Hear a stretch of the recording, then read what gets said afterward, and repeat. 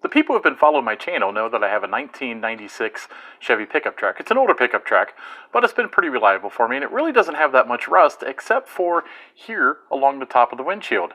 Now, ironically, I noticed this about 2 or 3 years ago, never really paid much attention to it, because a few pieces of rust in here in an older pickup truck quite honestly doesn't bother me. It's a work truck, not a car for show. What's happened is the front windshield has started leaking. We had about 3 days of heavy rain, and I noticed I had water inside the cab and got to looking, and I believe it is because this channel that this window attaches to is rusted out pretty bad. Now, I think the correct way to fix this, actually I know the correct way to fix this, would be able to cut out this piece of channel all the way across and weld a new piece of channel in and then have a window reinstalled on top. Now, that being said, that's the correct way, and today we're going to do a little bit of a workaround, and I think what we're going to do is going to work okay, at least for a short term being. Now, what you can find on the market is Permitex makes a windshield glass sealant. And basically what this is it is a flowable silicone. It's very runny, and it's designed, once you put it into the top edge of the window, to basically find all the little pinholes that the water's leaking through. So it's a pretty cool trick, and it'll buy some time on this windshield, maybe a few years or maybe even more, but we're going to make that happen. First, we're going to take a little bit of rubbing alcohol, clean up the area really well, and I also picked up some Duplicolor paint pens. I don't know if you guys have ever used this product before. I've used these over the years, and it just seemed to be getting better and better. Whatever paint's in here actually works pretty well. So we're going to take care of some of the rust that you can see. The rust that you can't see, we're just going to ignore for now. We're going to put some of this silicone in the top edge of that windshield, and hopefully that'll fix our leak, at least for a temporary period of time. So I was able to take a sanding sponge and sand out most of the rust along this crack here. Now, you're not going to be able to get down inside, and you're not going to be able to get behind the glass, but you just need to get off as much rust as you can just to kind of slow this rust process down. And then I'm going to take a can of Rust Fix and spray down in the crack to hopefully kind of neutralize any rust that's remaining. Now, obviously, you're not going to get all the rust, and again, this isn't the professional way to fix this truck, but it's a temporary fix, and it'll do for a couple of years. So I want to talk about these Duplicolor pens. I actually think they're pretty cool the way they've designed them.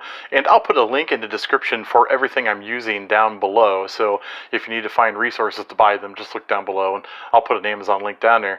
But basically the way they work is, when you open it out of the package, you're going to see something that looks like a brush or an applicator tip, and it's not. This is basically an abrasive little pad so that you can sand down your little rust stops and chips and scratches and break away any loose paint. That's a pretty cool feature.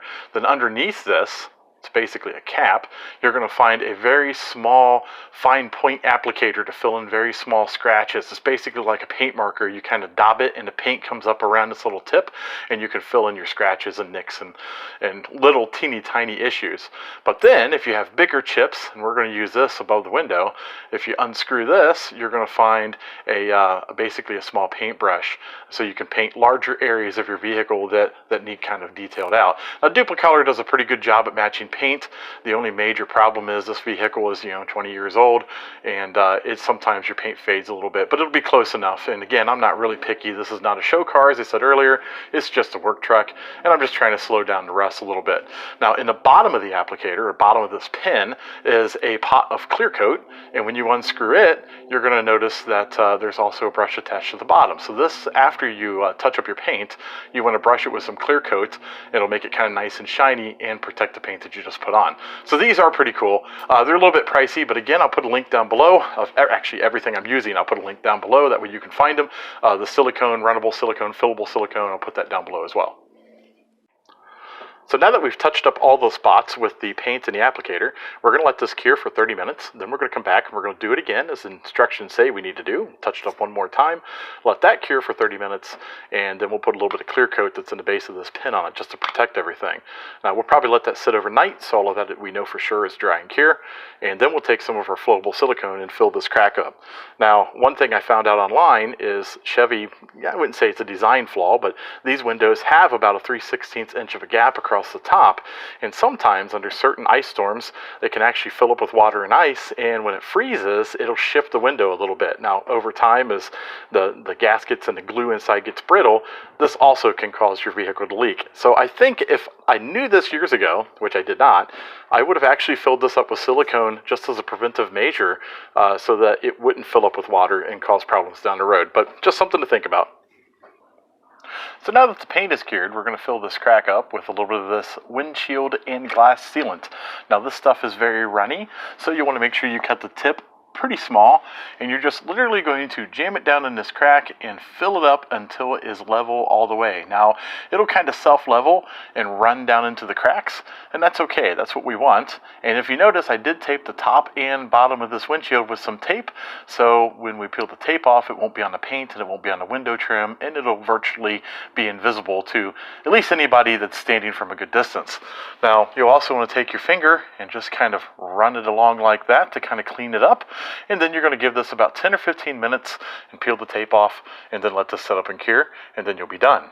So as you can see, the completed project looks pretty decent. You probably wouldn't even know this was done unless you get right up on top of it and start looking for it. A few tips is I had to build up some little dams on the edges to keep the silicone from oozing off to the side. This isn't regular silicone. It's extremely runny. I can't stress that enough. It's supposed to be runny because it finds all the little pinholes that are causing your water leak underneath your window. In my case, it's a rusted out channel. So we've definitely bought some time here, and this truck should be dry for a little while. And as you notice, I painted the edge, so something I wanted to make note of is I did use green frog tape on top because the paint is still a little bit fresh. It'll take quite a few days for it to get hard, and frog tape doesn't quite stick as good as the regular blue masking tape. That's why I had some frog tape on top and some of the blue tape on the bottom. Some of the other advices that I have for you is to keep some rubbing alcohol and some towels around, because if you get it on the paint, you definitely want to wipe it off. If you get some on the window, not really that big of a deal. If you let it cure, you can take it off with a razor blade. In fact, you might want to check out how to super clean your windshield up here in the corner. I'll post a link to that. That's not such a big deal. You want to keep your rubber kind of clean as well, just so it looks visually pleasing. So when you peel that tape off, it looks good. That's one other point I want to tell you is you don't want it to set up and then peel the tape. You want to peel the tape while it's still fresh and sticky and gooey. I say let it sit for about 10 or 15 minutes, then peel the tape off and let it finish curing, because if you peel it when it's starting to skin over, it'll just stretch that skin right off and you'll mess up the finish. So give it about 10 or 15 minutes, peel the tape off, and then let it cure all the way, and you'll be fine. If you like these types of videos, do-it-yourself type videos is usually what I like to do, but sometimes I sneak a vehicle repair or an oddity or some other type of review. Check out my other videos, and please like and subscribe.